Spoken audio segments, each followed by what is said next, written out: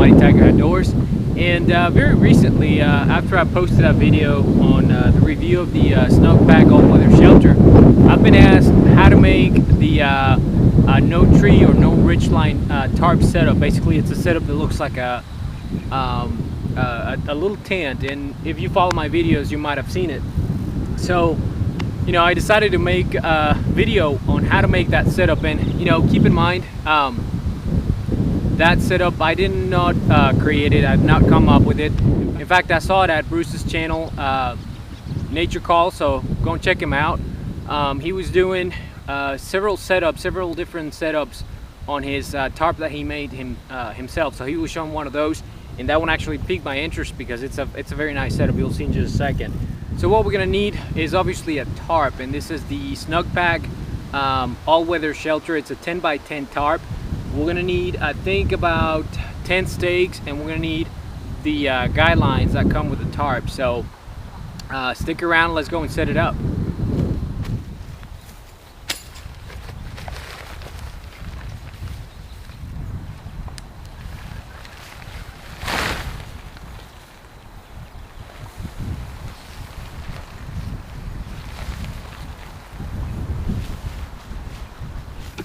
Alright, so the first thing to do is basically spread out the tarp on the ground, making sure that it's hopefully not going to fly off. Right now there's a little bit of wind, and as you can tell, it's attempting to fly off.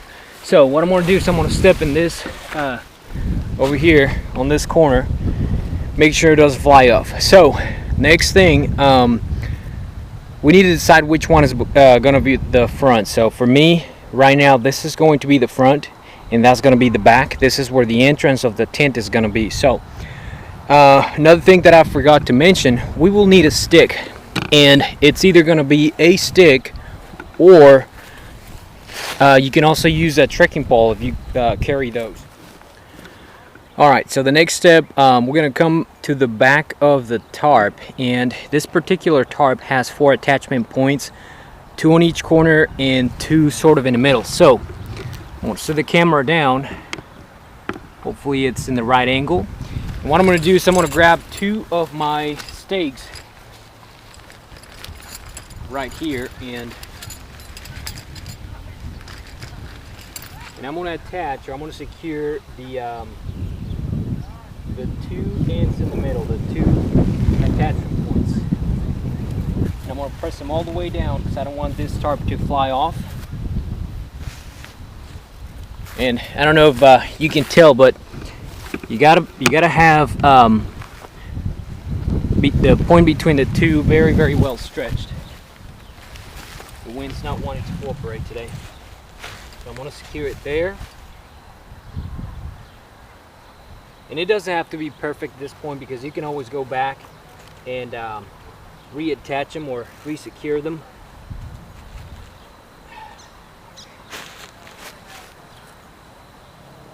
So there we go. So once again, we have the 2 middle points nice and attached. Now we're going to come back to the front of the tent. Alright, so from the front of the tent, now we're going to grab the 2 outermost corners of the front of the tent. You're going to grab them, and you're going to bring them up in front of the 2 back secure points that we attached. So we're going to tent those down. And they don't have to be perfect, again, because we'll go back and readjust everything. So I've got that one over here, which is the one, if you're facing the tent, that's the one on the left. And I know right now it doesn't make a whole lot of sense. Then I'm going to show you from afar, see if I can show better. So this is the corner. And I'm going to pull it. Sort of line it up with the one on the rear and secure it.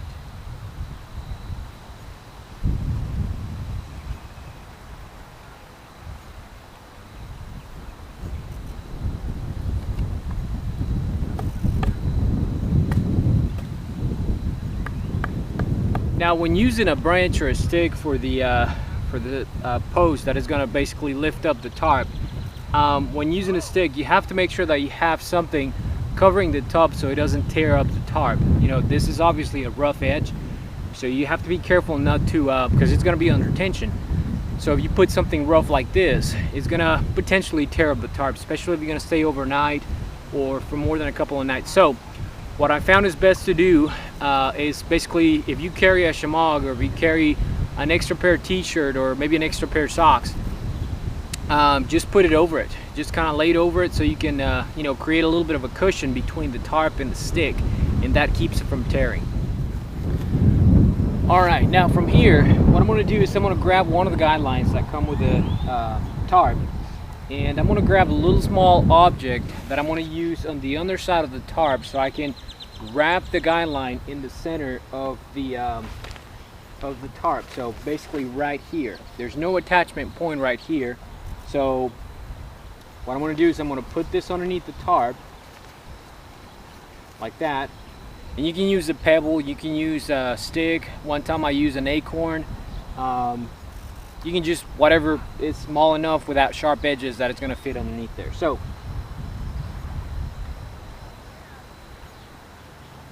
I just grab onto the tarp like that. And it's a very nice secure fit, and it's not going to damage the tarp. Alright. So now here's where I'm going to put the stick under, and hopefully that's going to start making some sense. The stick is going to basically lift the roof, and you know, I'm already noticing that this stick is not big enough. You can actually use something a little bit taller, but you know, this is just a quick demonstration. If I was setting up this for the overnight, I would definitely grab something a little bit taller. So let me go grab my shamag, and let's go and set it up. Well, figures, I forgot my shamag, so I'm going to use this other piece of cloth, and this is basically a cover for my little sitting stool. So I'm going to use this. It's very resistant material, so that's going to do just fine. So once again, we find the middle, and this is kind of tricky. This is probably the trickiest part. We cover the top. So we set it up right in the middle like that.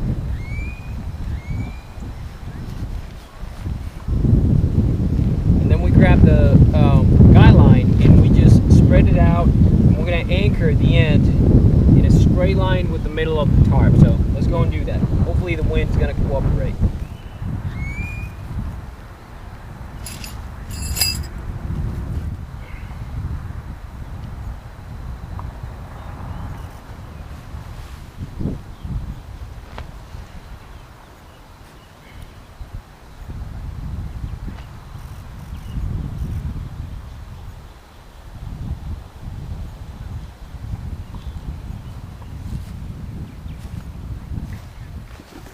Alright, so that's what we have so far. I know it looks pretty ugly, but it's gonna little by little start making some sense. So right now it's still kind of weak. As you can tell, it's a little bit wobbly. You can always put the stick on the ground and secure it a little bit more.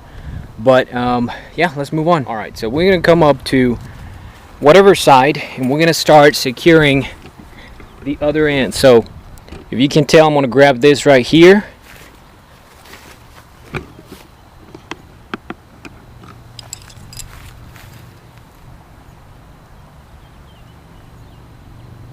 I'm going to stretch it out tight, and I'm going to anchor it.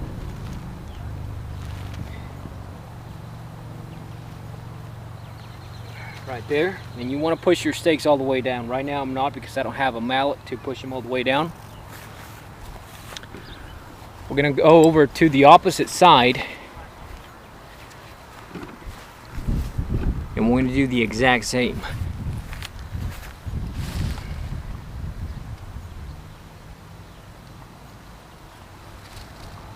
Pull it tight,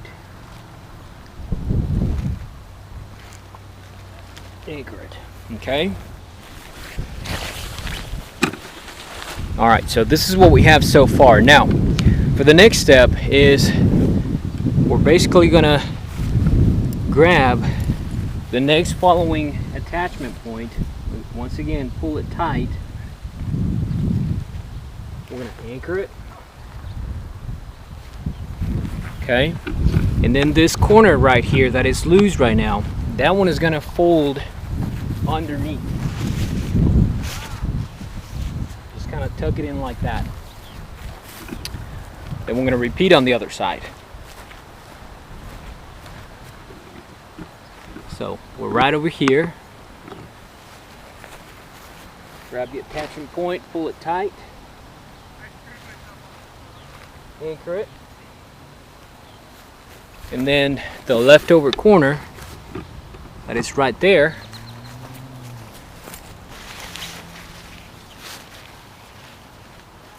like that. Okay. So this is what we have so far. Okay. Now, the next step is we're going to attach two guidelines to the two outer corners from the center, not corners, attachment points, and we're going to basically pull them towards the sides of the tent. So let's see if we can make this happen.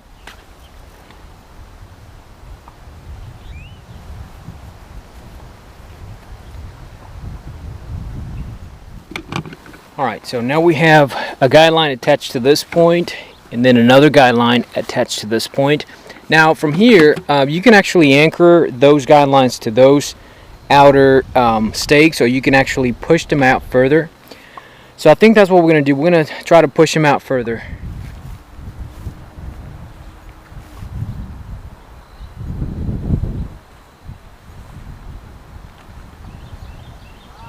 Alright, now that we have the basic structure set up, the next thing to do is spread everything out, make sure everything's nice and tight, just do adjustments here and there, and we'll have the finished product. So let's do that.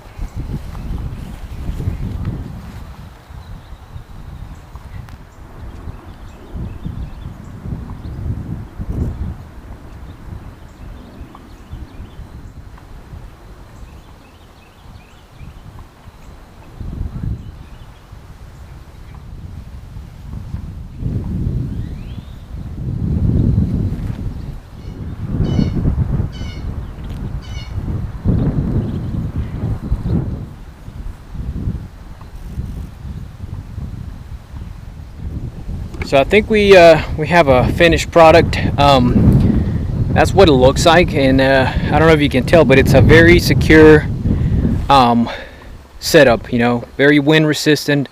Rain, you got enough shelter from the elements there. The one thing that I saw is that you can actually grab these guidelines and attach them to those points on both sides, on the opposite side. It just kind of makes the opening a little bit more wide and a little bit less flappy, especially because we've got the wind coming up from that direction. So very secure fit. Let me show you around.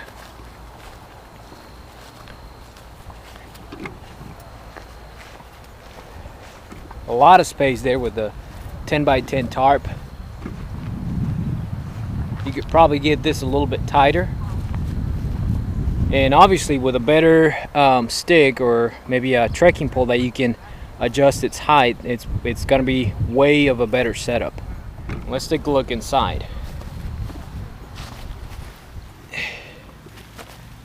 Very spacious. You've got enough place for at least 2 people and gear for sure. Of course, obviously you have to have something to keep you from the grass or from whatever surface you're laying on. Oh wow, it's starting to rain. Well, good thing I've got the tarp set up, because now it's starting to rain. Well guys, I hope you liked the video. I hope it was easy to understand, and I hope you give it a try if you have a tarp, or if you're thinking about buying a tarp. This is a pretty good setup, especially if you don't have a tent, or if you just don't want to carry the weight of the tent. Once again, just keep in mind that you will need some kind of ground sheet or some kind of mat to keep you from either from the grass, from the ground, dirt, whatever surface you're laying on.